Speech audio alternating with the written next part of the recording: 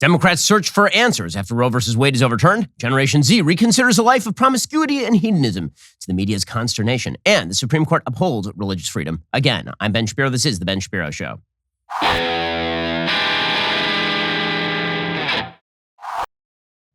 The Ben Shapiro Show is sponsored by ExpressVPN. Protect your online privacy today at expressvpn.com/Ben. We'll get to all the news in just one moment. First, you're paying way too much for your cell phone bill. I mean, I know you're paying way too much for everything right now because Joe Biden is president and he's terrible, but this is also true of your cell phone provider. And you're paying for like a lot of extra stuff you're not actually using. Verizon, AT&T, T-Mobile, they charge you a premium fee every month for data you don't actually use. So why are you paying for things you don't use? That's a silly thing to do. Instead of paying $89 a month to your current provider, pay just $20 to Pure Talk for what you actually need. I made the switch. I'll be honest, I was nervous at first thinking, is the coverage really going to be good? Am I going to drop calls or have slow internet? I can tell you firsthand the 5G service is that good because they use the same tower network as one of the big guys. Switching to Pure Talk is super simple. So listen, if you've been sitting on the fence because, the big phone company propaganda got you, don't do it anymore. Go to puretalk.com, select a plan, enter promo code Shapiro, save 50% off your very first month. You can literally be switched over to Pure Talk service in less than 10 minutes. Go to puretalk.com, enter promo code Shapiro to get started. Again, that's puretalk.com.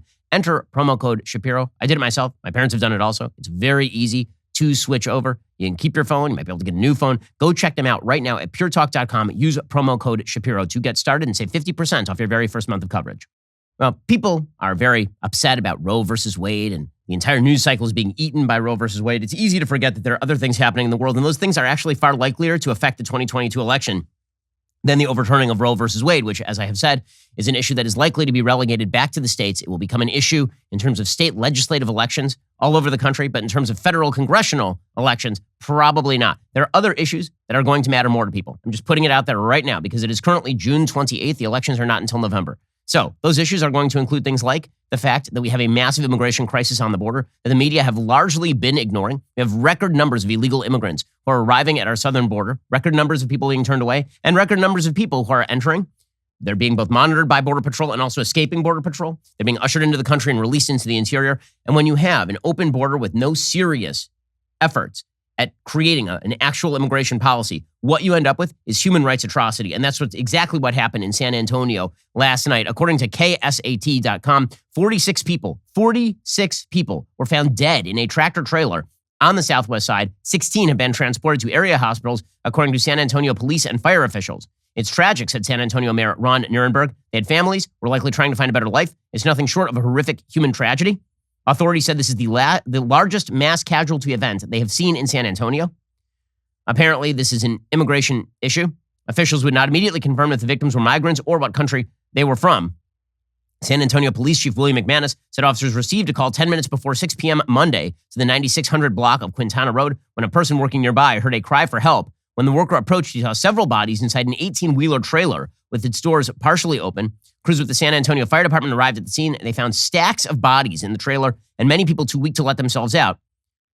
According to the SAFD Chief Charles Hood, 46 people, men and women ranging from teens to young adults, were pronounced dead at the scene. He said they died from heat stroke and heat exhaustion because the trailer had no air conditioning and no water. Temperatures reached more than 100 degrees on Monday, which means people were basically cooked inside this truck. The Mexican Secretary of External Relations tweeted Monday night the 46 people died of asphyxiation. At least 2 of the people in the trailer were from Guatemala. The survivors were rushed to local hospitals with heat-related injuries.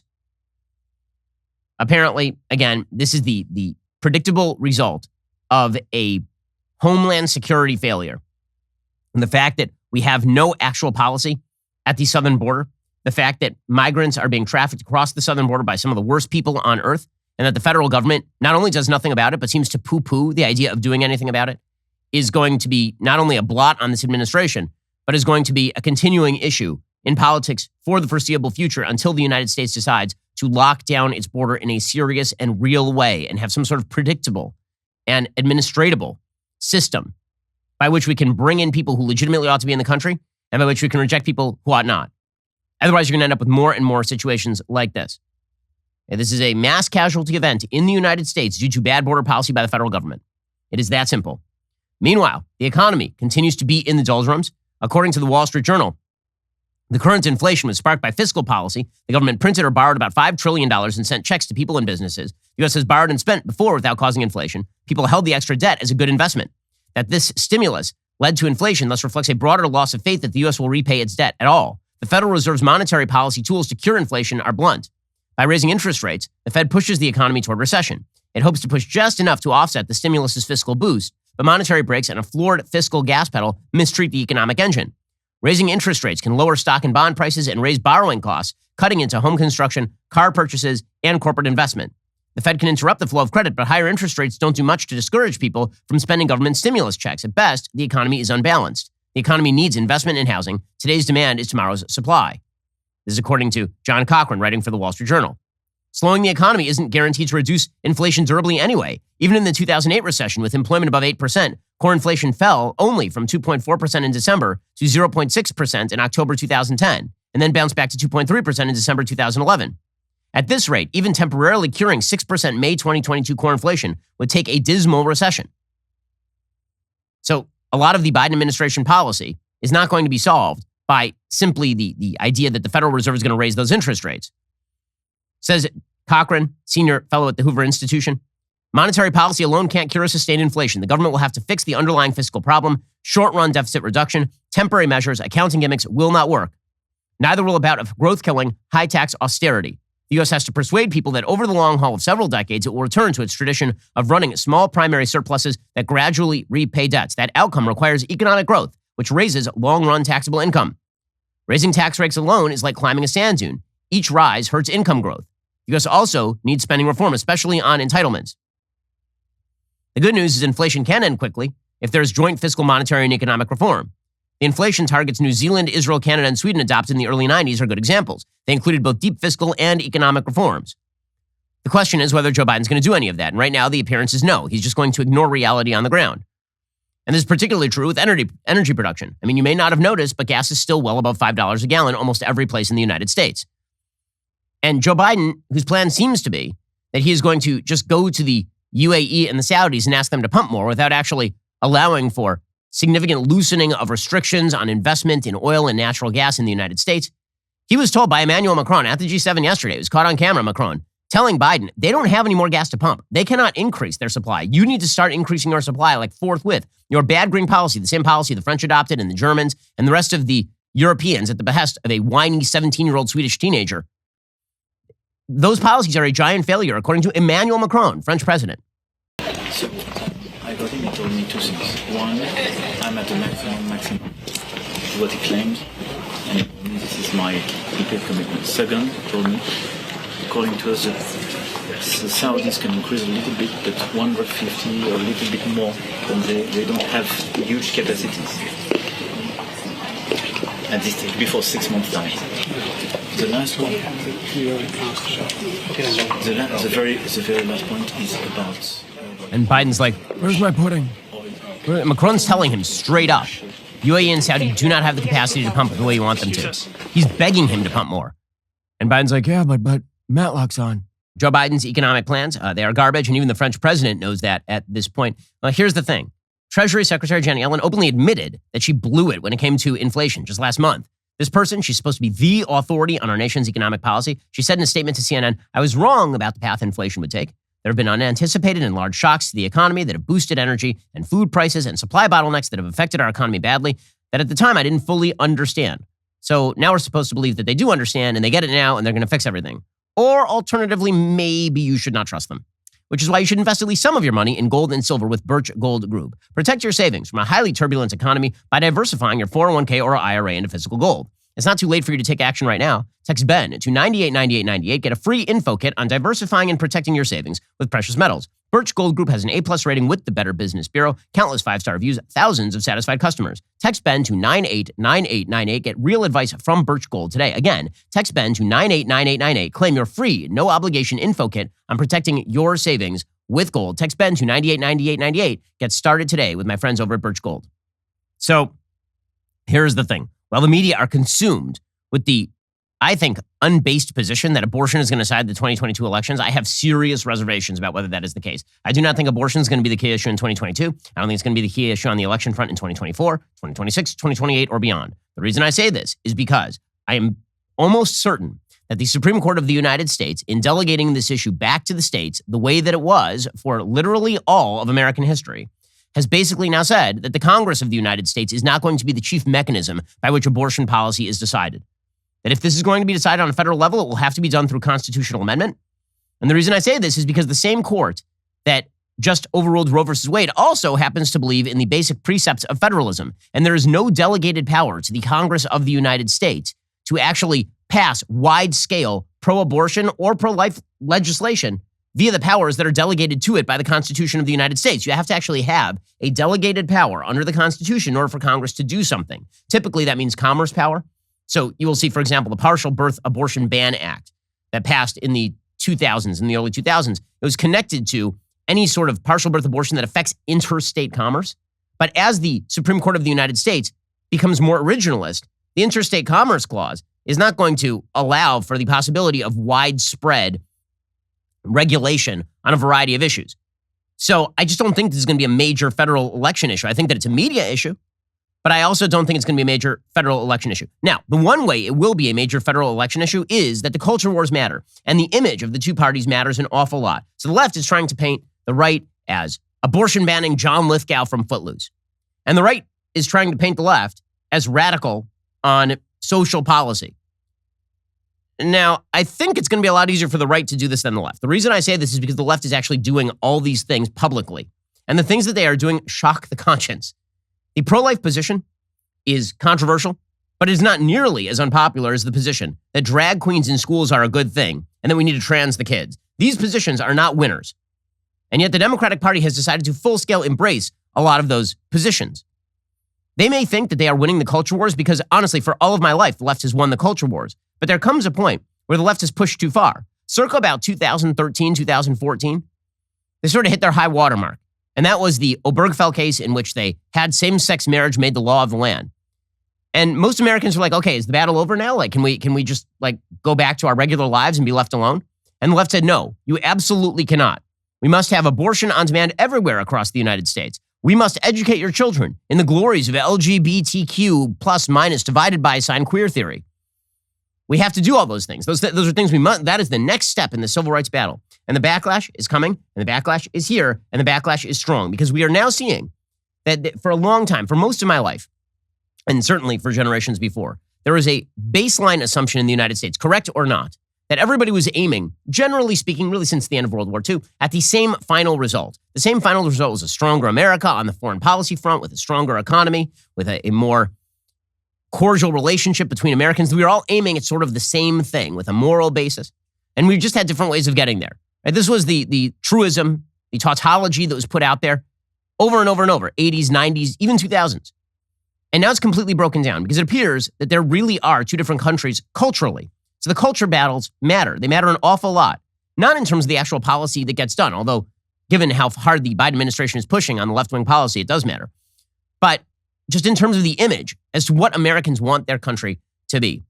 I point this out because the culture wars are one of the reasons why Donald Trump became president in 2016. It's one of the reasons why Governor Ron DeSantis in Florida is very popular with the Republican base right now, is because they're not steering away from the culture wars. For all of the 2000s, Republicans were so shy about culture war issues, they were told, don't talk about culture. Whatever you do, don't talk abortion, don't talk same-sex marriage, don't talk about any of these things because it's off-putting to people. You really want to just talk about the consensus issues like lower taxes or crime. Just avoid the hot topic culture issues. The left has pushed so far here that, of course, they're going to lose. They pushed way too far. They're way over the hill. And this is why the right is starting to win. Well, I'll tell you a way that you can win in your life, and that is you need to get yourself an all-form sofa. So I've talked about Helix before because my sleep is dependent on my Helix sleep mattress, but now Helix is making couches. Let me tell you, I love my all-form sofa. I love it. I love it so much I got one for my mom. I got one for my sister.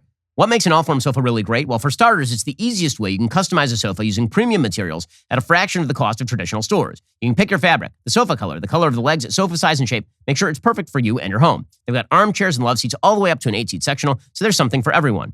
All-form sofas are also delivered directly to your door, and they have simple, quick assembly, no tools necessary. If getting a sofa without trying it in store sounds a little risky, you don't need to worry. You get 100 days to decide if you want to keep it. That's more than 3 months. If you don't love it, they'll pick it up for free and give you a full refund. Allform wants to do their part, offers exclusive discounts for teachers, students, military, and first responders. Allform also offers financing and flexible payment plans, so an amazing sofa is never far away. They've got a forever warranty, like literally for the rest of your days. To find your perfect sofa, go to allform.com/Ben. Allform is offering 20% off all orders for our listeners at allform.com/Ben. Go check them out today. Allform.com/Ben. Well, now that the left has pushed so far beyond the point of reason, The right is pushing back, and the right is winning a lot of people over.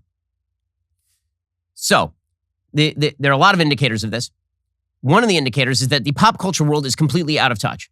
Completely out of touch. So the lead singer of Green Day has now announced that he's going to renounce his citizenship over the abortion ruling. You got Billy Joe Armstrong telling fans at a London concert he no longer wants to be a U.S. citizen.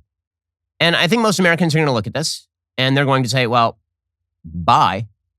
But I mean, I know America's greatest artist, one of the great products 100 years from now, when we fire music into space for the aliens to find, the greatest of world culture, I'm sure that Green Day's Billy Joe Armstrong will be on that record. Or maybe not. But the entire celebrity class has revolved around these social issues. And when the celebrity class is greenlighting your social policy as it is for the Democratic Party, that is not going to be something that redounds to the benefit of the Republican Party. Now, the media, because they follow the lead of Green Day lead singers and Lorde and Lily Allen, because they have the same exact policy positions as these people, the same social beliefs as these people, they are in a bubble of their own making where they think that this sort of stuff is really popular. The answer is it really isn't. S.E. Cupp, last night, she was on CNN, and she said because of this, S.E. Cupp is very libertarian on social issues. She's been very libertarian on social issues for quite a long time. And she says Republicans are never going to win again because of the Roe versus Wade overturning. I have some news for her. Now, this is not going to age well, this particular clip. The anti-abortion activists got what they wanted, right, which is to overturn Roe versus Wade. What happens now politically, do you think? It's hard to imagine the Republican Party surviving this. Between anti-abortion, anti-LGBTQ, book banning, anti-democracy, I mean, add all the regressive garbage, to this. I don't take that back. Add it all together, and I don't know who's left in the future generations to be drawn to this party. If you look back at 2016, I think people voted for Trump for a wide array of reasons. Some of them garbage, but some of them legitimately economic or even foreign policy.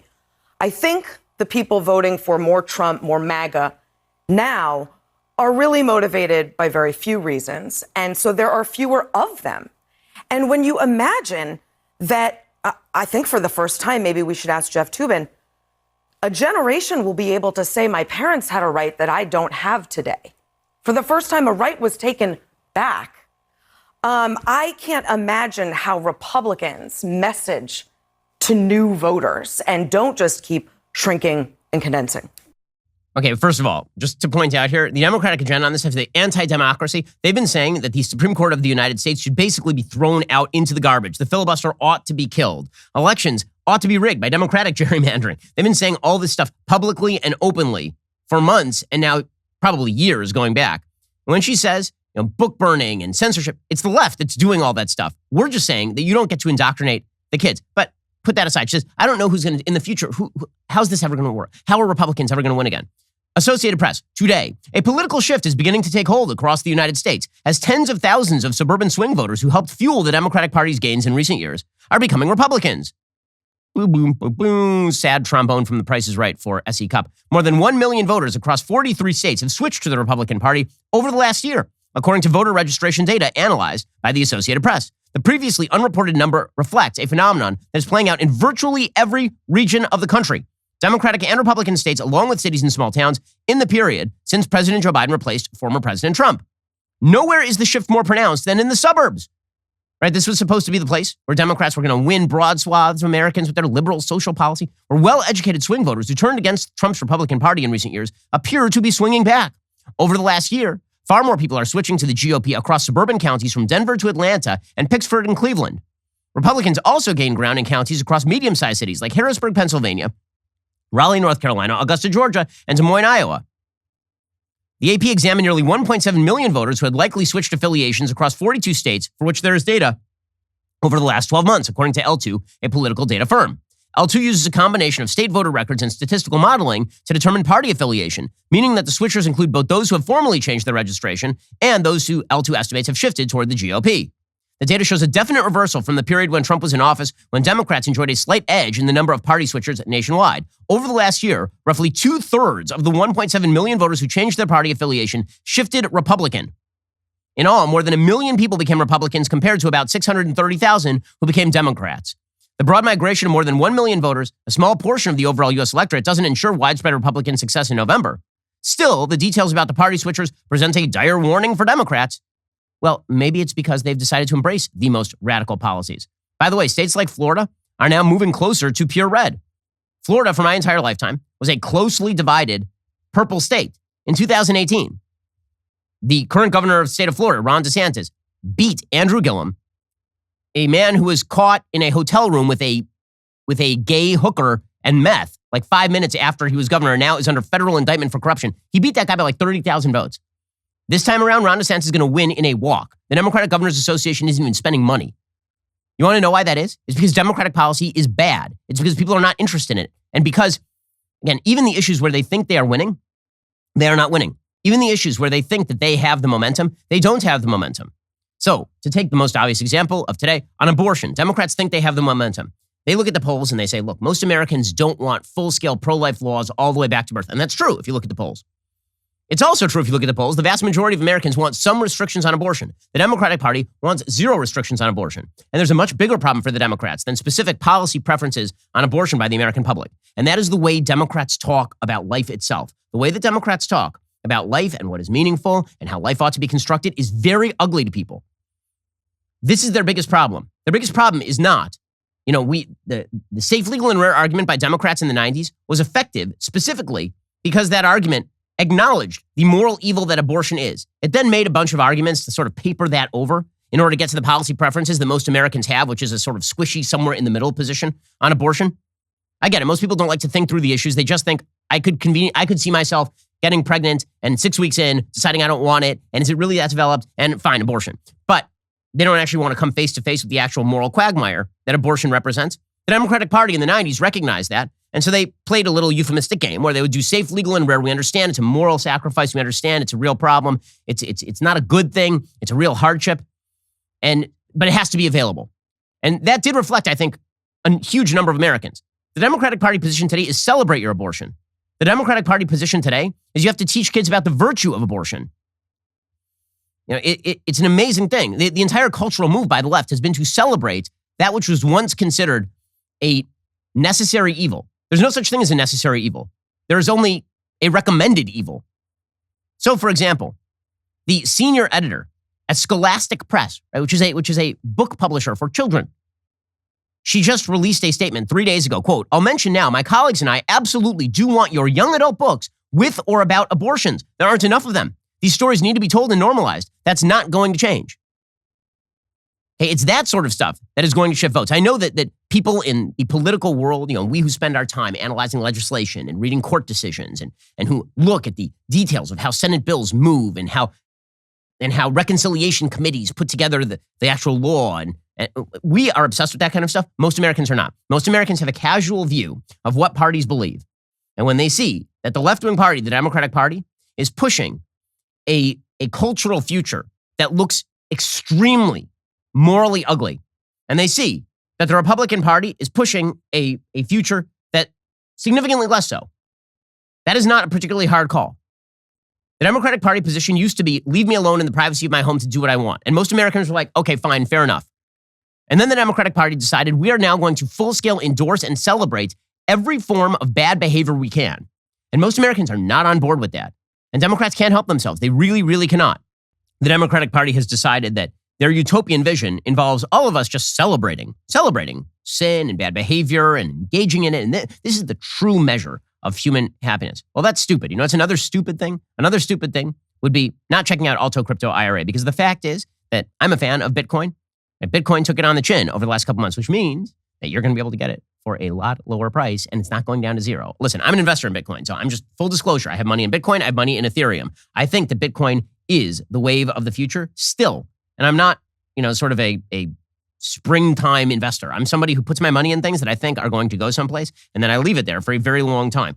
Open an Alto Crypto IRA today to get involved. Alto Crypto IRA is a great way to start investing and trading in crypto with a tax-advantaged retirement account. No commissions, no paperwork. Alto makes investing in crypto really, really easy. You can create an account in just a few minutes and invest with as little as $10. Just create your account, transfer funds, and start investing today. Through Alto's integration with Coinbase, you get secure trading 24/7, 150 plus available coins on their interface, including my favorites, Bitcoin and Ethereum. Alto offers industry-leading security and alternative investment opportunities through some of the world's most recognized platforms and fund partners. Open an Alto crypto IRA with as little as $10. Just go to altoira.com/Ben. That is altoira.com/Ben. You can start investing in cryptocurrency today. Head on over to altoira.com/Ben. So let's talk for a second about the Democratic angle on all of this. Okay, because it does speak to the kind of culture that they want to purvey. And most Americans look at their kids and they say, I don't want my kids growing up in this culture. So, for example, the way that they talk about abortion. Kamala Harris, the vice president of the United States, yesterday she made a very telling statement. She was trying to, I understand she's inarticulate. I understand that Kamala Harris can't string together more than 2 sentences without having to circle back around and repeat herself. I understand that she's a very bad example of a person who thinks before she talks because she really doesn't. She starts off a sentence not knowing where the sentence is going to end. But the statement that she made in the CNN exclusive about why abortion is necessary carries such an ugly underlying moral message that is worthy of comment, because this is the belief of a huge swath of the Democratic Party. Here's Kamala Harris.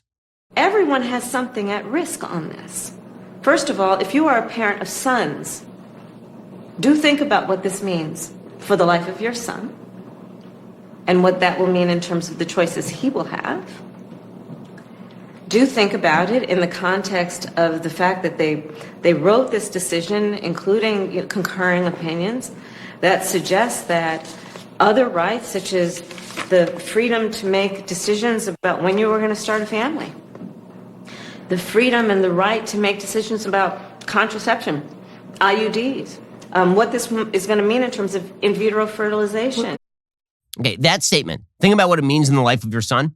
This goes to the underlying sexual ethos of the Democratic Party, which is pure, complete promiscuity and hedonism. That is the underlying ethos, that is an active good, that anything that impedes your ability to lead the sexually self-fulfilling life that you want, including responsibility to children or to your sexual partner, that these things are active bads, and any imposition on that, including to save the life of a child, is of complete non-concern. I mean, this falls directly in line with something that then Senator Obama said when he was talking about abortion.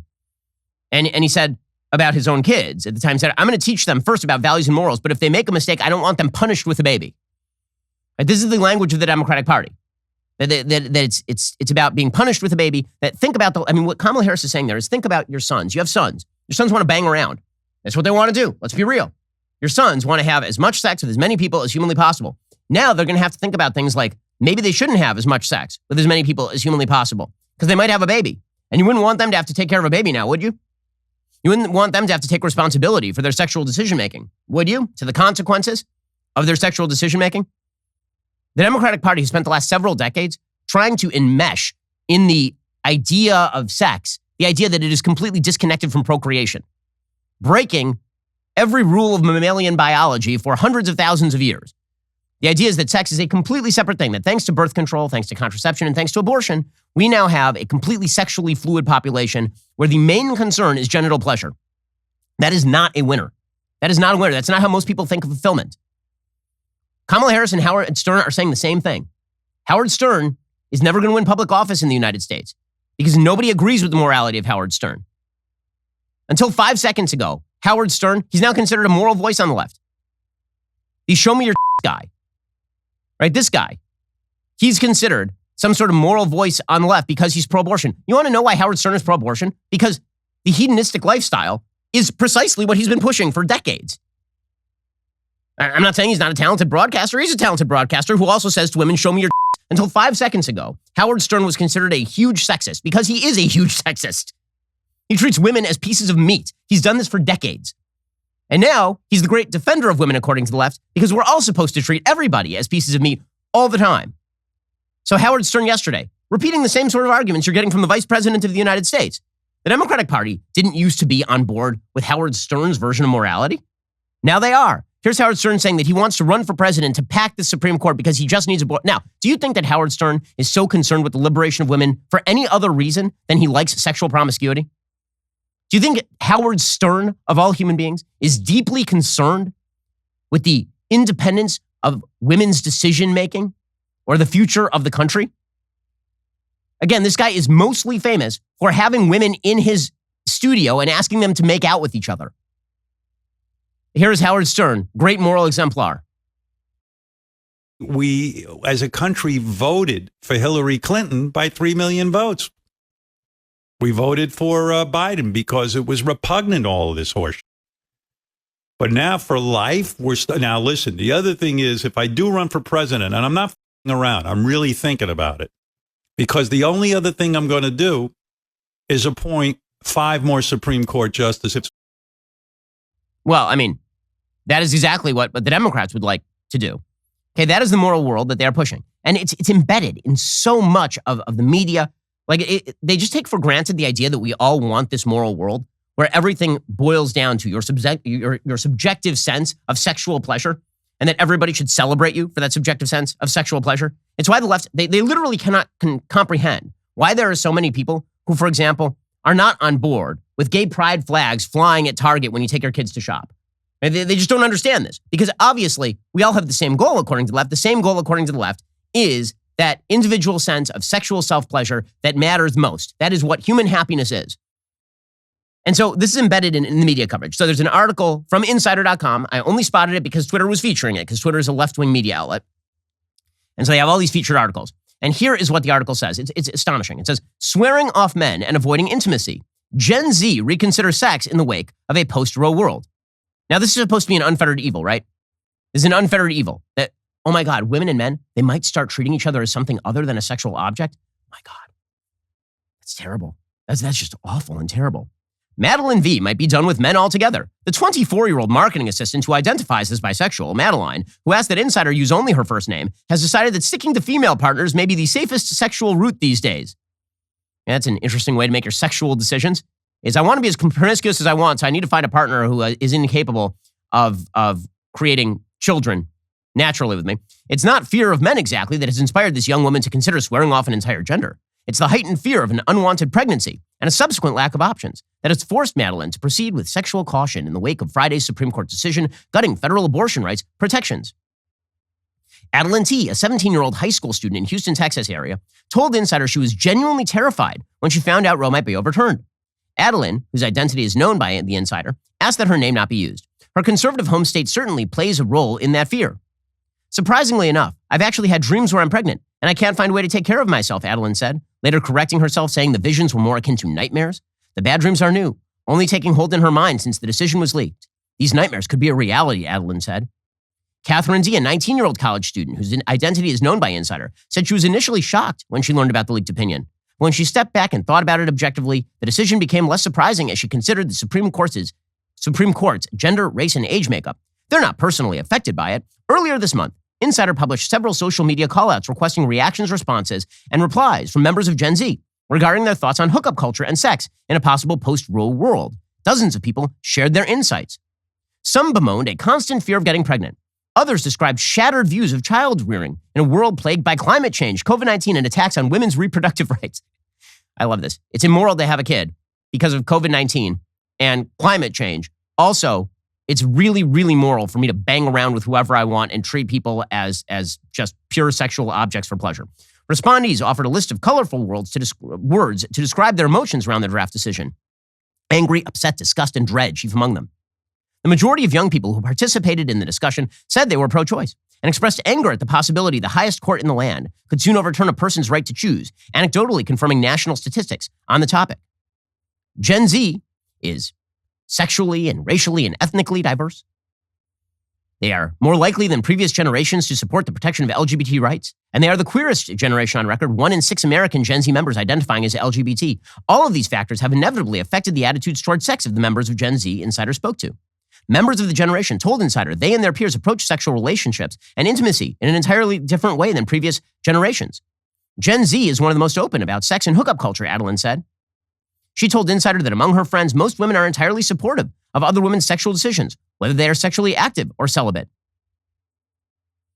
Many of the people Insider spoke to said they've noticed their generational peers becoming more politically active in recent years. But Gen Z's progressive attitudes and go-get-em advocacy can sometimes feel like an unfair expectation on the youngest generation. While Gen Z's feelings about abortion are fairly analogous, per our polling, the responses Insider received in regards to living post-Roe are decidedly more individual. Ever since the draft decision was leaked, Adeline said she's been having to rethink whether or not she wants to start having sex, telling insiders she's terrified to make a choice that could leave her with an unwanted child. Oh my God, teenagers might be more sexually responsible? That's crazy. That's terrible. We can't have that. That'd be bad. Catherine D. was already participating in hookup culture before the Supreme Court decision dropped. Being on birth control is not an option due to the way it negatively affects her physical and mental health, Catherine said, so she's been left to reevaluate the consequences of casual sex that have suddenly become very real. As much as I want to have fun in my 20s, what happens to me when the fun stops? What happens to me when I might be in need of an abortion and can't access that? The unknowns have left her feeling like a more reserved version of herself as she contemplates the risks now tied to her body. Again, for the left, biology is an obstacle to true human freedom and equality, and the only solution to that is abortion. The only solution to that is the death of the unborn. This is the culture, this is the cheer your abortion, celebrate your abortion culture the left is pushing. Again, this is not about the specific policy with regard to abortion. This is about the general perception that people are going to have of the political sides of the aisle. The argument that the left is making is that abortion is the lack of abortion is a radical imposition on the sexual choices of women and of men, right? Kamala Harris says of men too.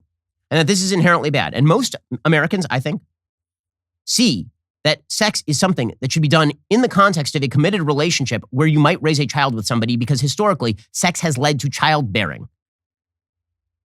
The overthrow of biology, the overthrow of the connection between sex and childbearing, that has not led to a happier world. It has led to a more mentally unstable world. It has led to fluidity of relationships that are very bad for people. The left got what it wanted in terms of its sexual utopia, and it turns out it's a pretty crappy place. Look at the mental illness rates among kids. Look at the mental illness rates among teenagers. Look at the lack of marriage, the lack of childbearing. Look at the demographic decline of the West. None of this is a good thing. Now, you get to make, it's a free society, you get to make your own sexual decisions. But the idea that abortion in and of itself is an inherent good, again, not something that is bad or evil and occasionally has to be done. See, the argument that's made by the more popular sort of pro-abortion arguments that are broadly popular are the ones about rape and incest and life of the mother, stuff that's actually controversial on a moral level. But when it comes to the mainstream abortion, which is 99% of abortions, the woman who gets pregnant, doesn't want to be pregnant, gets rid of the baby. When it comes to that, the shift in the language of the left from this is a thing that is tragic but sometimes needs to be used, to it's an act of good and we should celebrate it, runs directly in kind with the argument that the true human fulfillment lies in genital pleasure. The Freudian notion that true human happiness lies in genital pleasure beyond all else. And this is why you have the Planned Parenthood CEO saying that this is like imposing slavery. Because in her view, saying to people that you should be responsible about your sexual decisions and keep in mind that you might produce a child for which you will be responsible, this is like slavery. Biology is like slavery. Being subject to the laws of biology in which you get pregnant after sex, which is the way, again, of all mammalian species, that this is a form of slavery.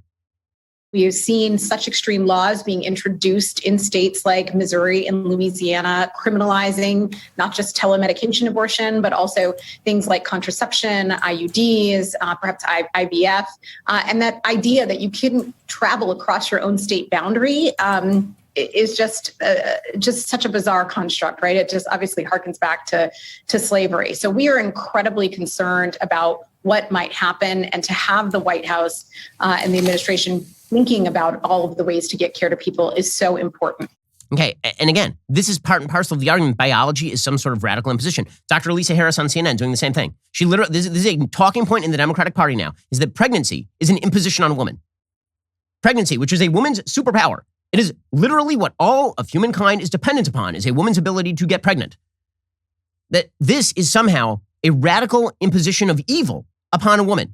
And therefore, the real argument is that we should be making is that abortion is safer than giving birth, which leads to the argument that if you really want to keep women safe, then presumably we should actually just sterilize all the women. If all you're caring about is women's sexual freedom and all you care about is the health of the woman, according to this argument, it's not an argument I'm making because it's an evil argument. According to this argument, theoretically, the best thing a woman could do is sterilize herself to keep herself safe.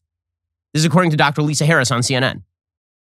The research shows that abortion is safer than continuing a pregnancy and giving birth. So simply by more women giving birth, we can expect maternal mortality to rise as much as 21% overall. It won't be felt equally, though, because we have racial disparities in death from pregnancy in this country. Black women. Pregnancy is die immoral. at It rates kills 2 to people. 3 times higher than Pregnancy white is women, unsafe. and they will see the burden of this. That's the argument that this doctor is making on CNN. Pregnancy is unsafe. It kills women. It's bad. Pregnancy is an act of bad. Abortion is an act of good. Pregnancy is an act of bad. Sexual fluidity and promiscuity is an act of good. Sexual responsibility is an act of bad. You think that argument's going to play in mainstream America? You think that's what the Democratic Party has decided to embrace this as the core of their definition of the mystery of human life, as Justice Kennedy might say in Planned Parenthood versus Casey. The goal of the Democratic Party is to take any sort of call for sexual morality, for responsibility for the next generation, for natural human biology, and to make that effectively illegal in the public sphere. It's not just that the left is in love with abortion as a sacramental object. It is that they really despise religion. This is part of the utopian vision for how we individually seek our complete sexual selves. Well, all of this is really, really counterproductive. You know what else is counterproductive? Not getting your mortgage refinanced if you have a better mortgage option available. The cost of everything is rising right now. I mean, everything, especially if there's an interest rate tied to it. Have you seen some of the numbers lately? Debt is about to get a lot more expensive really, really soon. So it's time to sneak in under the wire right now. Give our friends at American Financing a call right now. Learn about your options. I mean it. They're a family-owned lender known for saving customers up to $1,000 a month, plus tens of thousands of bucks long term. Their mortgage consultants can review your entire financial picture to find every opportunity to help you save. That may be offering more flexible mortgage terms, consolidating your high-interest debt, or even helping you access cash. So why not learn more? You can get a free, no-obligation mortgage review right now by calling 866-721-3300. That is 866-721-3300, or visit AmericanFinancing.net. NMLS 182334, MLSConsumerAccess.org. Go check them out right now, 866-721-3300, or give them a visit at AmericanFinancing.net. See what financial options you have on the table, because again, the crunch is here. See all your options, 866-721-3300, or visit AmericanFinancing.net. All right, tomorrow night, June 29th, it's Backstage Live, our biggest live event of the year. Once again, we are at the historic Ryman Auditorium in Nashville. It'll be a historic night for the Daily Wire. Check out last year's event.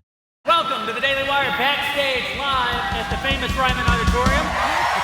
It was amazing. We were in the presence of greatness. The energy of having everyone on the same page was amazing. If your family member is still waiting for Fauci to give them permission to leave their house, it might be time to cut that off.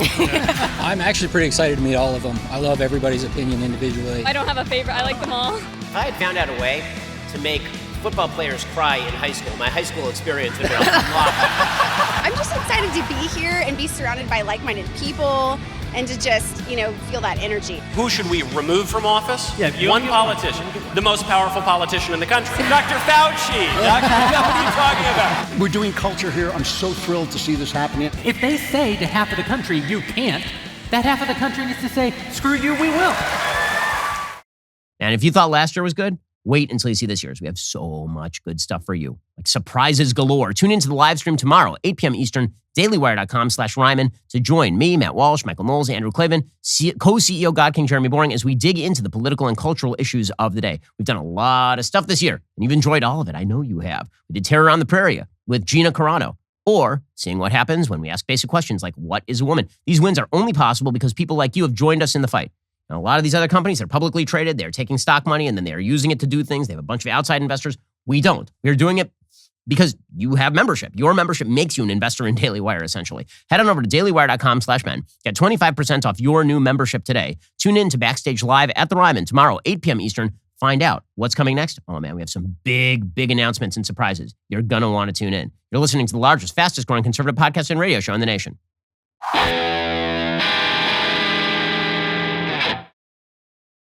So, if the left-wing vision is sexual freedom above all, that's the only thing that matters. And again, I'm not saying that we should make sexual activity illegal. I'm saying there are natural consequences to sexual activity, and one of those natural consequences is the possibility of having a kid.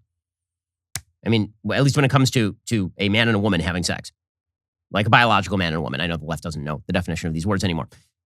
The left's definition of full-scale human happiness is that, and that means any obstacle, biology, religion, these are all very bad. Okay, so yesterday, there was a case that came down from the Supreme Court. And again, this is a culture war issue where the right is going to win because most people are not on the side of the left's attempt to bar all religion from public expression in life. So this decision was a case about a person named Joe Kennedy. Joe Kennedy is a coach. He was a coach in Washington State, I believe, at the Bremerton School District. And he made the unfortunate error of after football games, he would go to the 50-yard line and he would pray.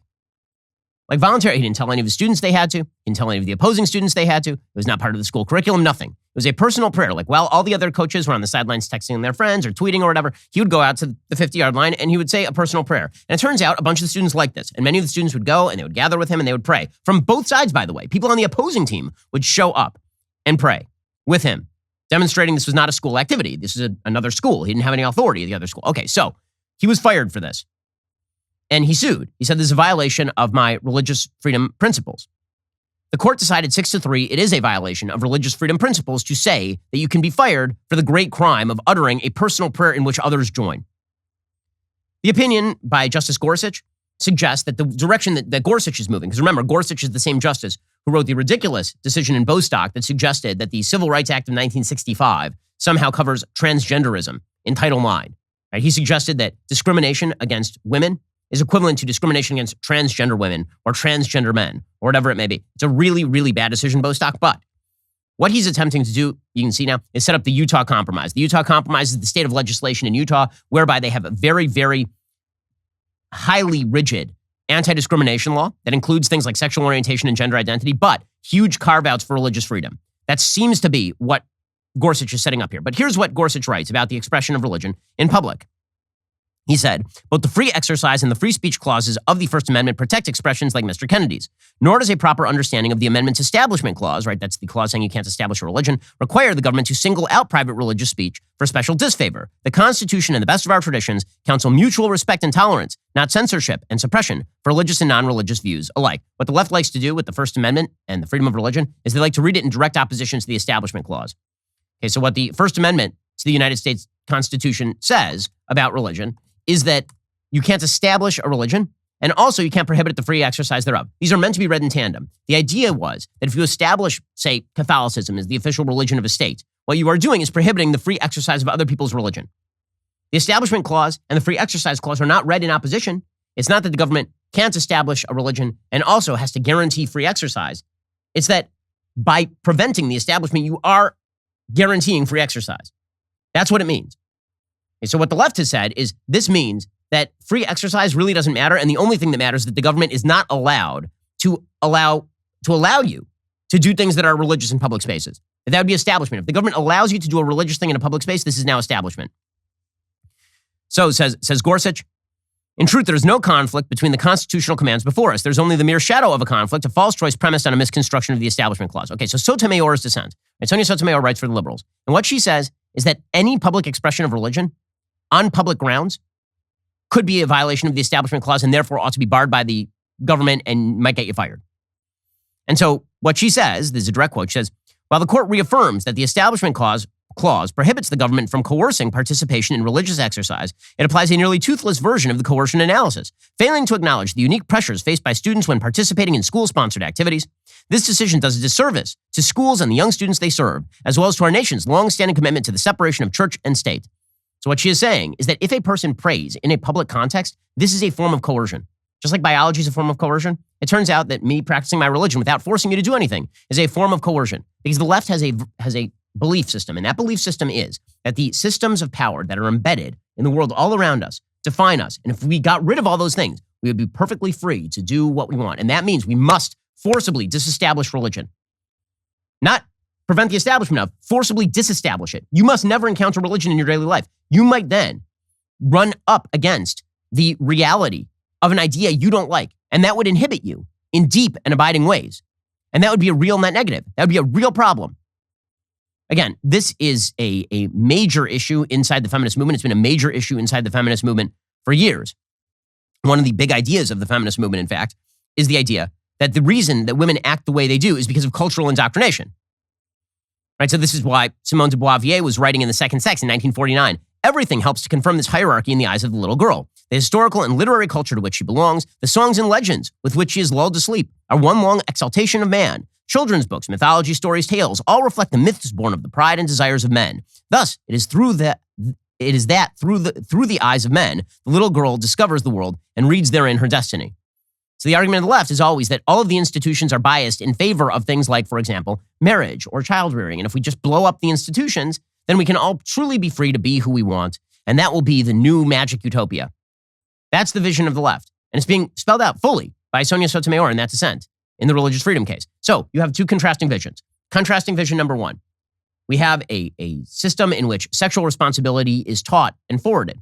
We have a system in which marriage is seen as an actual good. We have a system in which we try to protect the lives of the unborn because that, in fact, is our future. We have a system in which we don't establish religion, but public practice of religion is a good thing and treated as a good thing. And then on the other side, we have an idea that your private sexual activity is made public. Everyone is forced to celebrate that private sexual activity. We are supposed to treat the killing of the unborn as a fundamental right that guarantees you the ability to lead your sexually fluid lifestyle as far as you wish. And we're going to indoctrinate your children in these principles. Which one of those directions do you think the United States is likely to take? Which direction do you think the United States is likely to take? And you're starting to see this come out in the actual policy that's being pursued by the Democratic Party. Now, the Democratic Party does not have a lot of options when it comes to actual abortion policy at this point, because again, the federal government is no longer in the abortion business. The Supreme Court of the United States effectively just delegated this thing back to the states. But Democrats have to say something to their constituents about why, if you elect more Democratic senators, then magically they'll be able to put Roe back in place. And so they've been struggling to come up with some sort of solution, and they're not really coming up with much.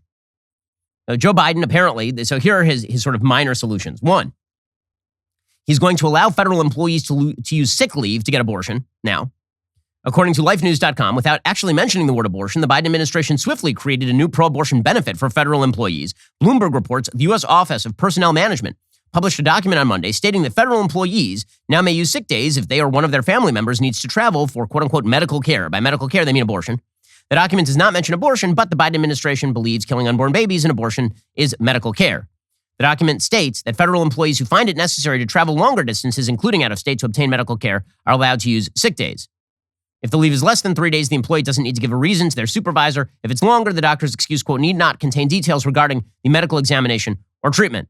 So obviously this is the federal government now in the business of effectively using your taxpayer dollars to subsidize abortions, because that is what it is. I mean, that seems like a basic violation of the Hyde Amendment, because if you're paying for somebody's sick day and the sick day is being used to do an abortion, that would be subsidization of abortion.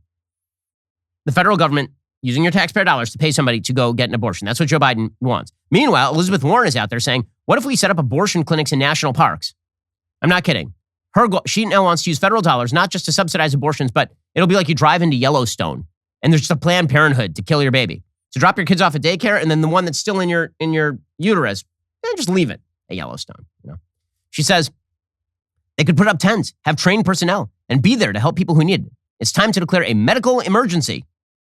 Their solution is tents in national parks for abortion. That's how much they love abortion. We're going to turn Yosemite into an abortion clinic. Well, for her part, Kamala Harris was asked about whether abortion services would now be available on federal land. She's like, yeah, we can't, no. Under what rubric could we even do? When Kamala Harris is saying no to things, it's pretty radical. Can the administration expand abortion access or abortion services on federal land? Meaning provide the access on federal land that might be in and around states that ban abortion? I think that what is most important right now is that we ensure that the restrictions that the states are trying to put up that would prohibit a woman from exercising what we still maintain is her right, that we do everything we can to empower women to not only seek but to receive the care where it is available. Is federal land one of those options? I mean, it's not right now what we are discussing. So what are they discussing? They're discussing the possibility of sending travel vouchers to women who want an abortion. So again, the Hyde Amendment says that the federal government will not spend taxpayer dollars to subsidize abortion. This has been a long-standing part of bipartisan American policy going back to the 90s. And now she's basically talking about just trashing it. She says we're going to send travel vouchers for abortion. So you can go to Abortion Disneyland over in California. Women who have access to resources will probably be far less impacted by this decision than women who don't have resources.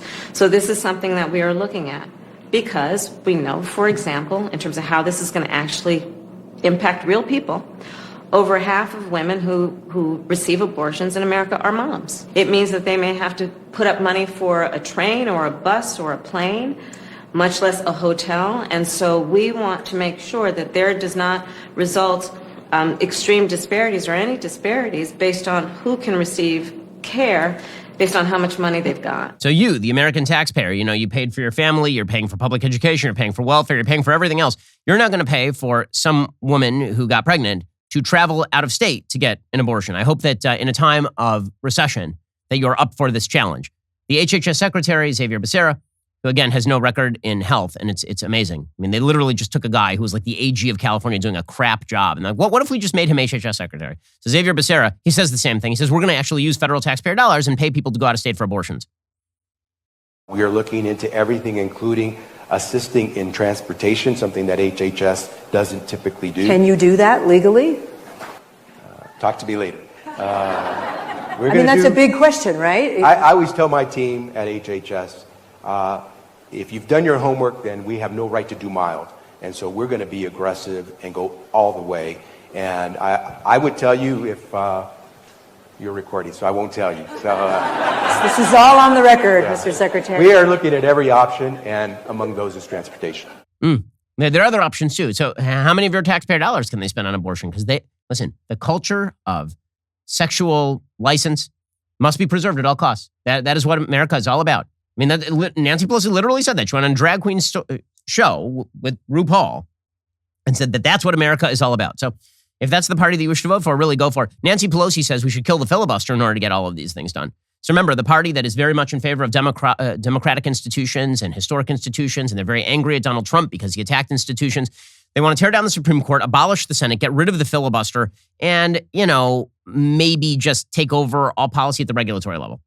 So she said that she wants to kill the filibuster.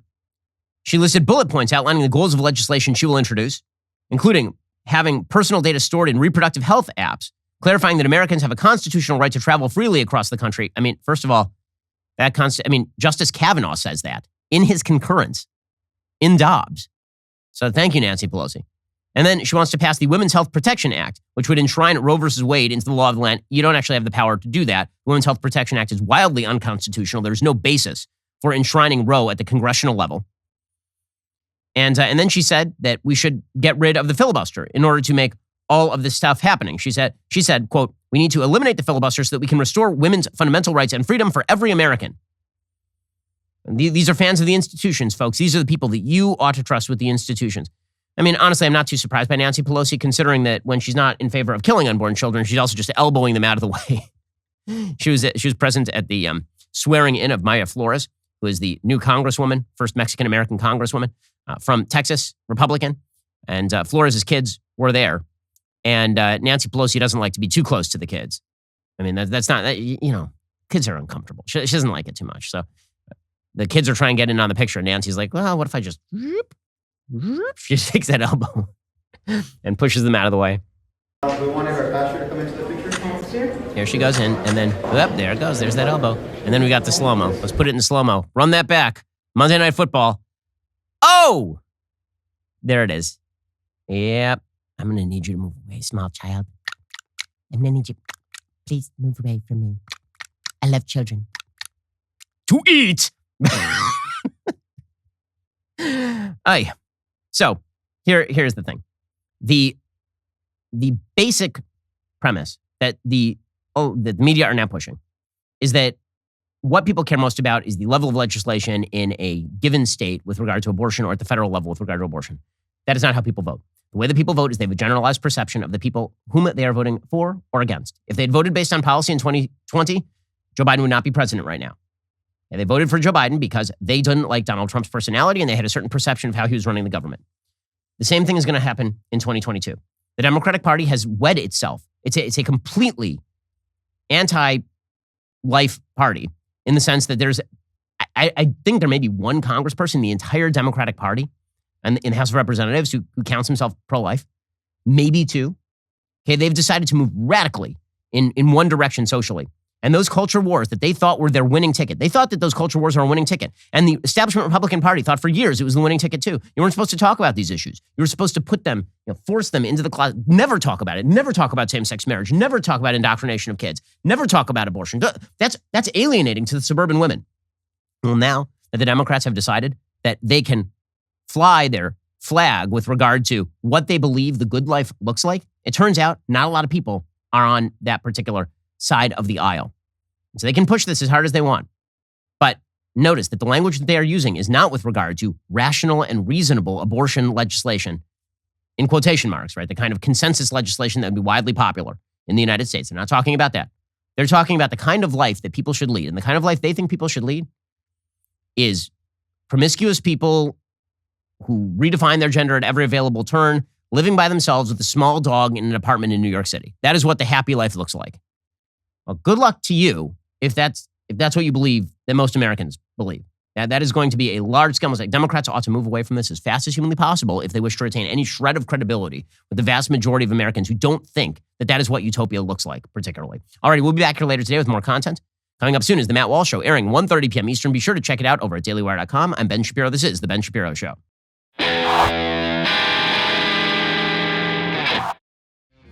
The Ben Shapiro Show is produced by Bradford Carrington, executive producer Jeremy Boring, supervising producer Mathis Glover, production manager Pavel Wydowski, associate producer Savannah Dominguez Morris, editor Adam Sayevitz, audio mixer Mike Coromina, hair and makeup artist and wardrobe Fabiola Cristina, production coordinator Jessica Kranz. The Ben Shapiro Show is a Daily Wire production. Copyright Daily Wire 2022. On The Matt Walsh Show, we talk about the things that matter, real issues that affect you, your family, our country, not just politics, but culture, faith, current events, all the fundamentals. If they matter to you, come check out the show.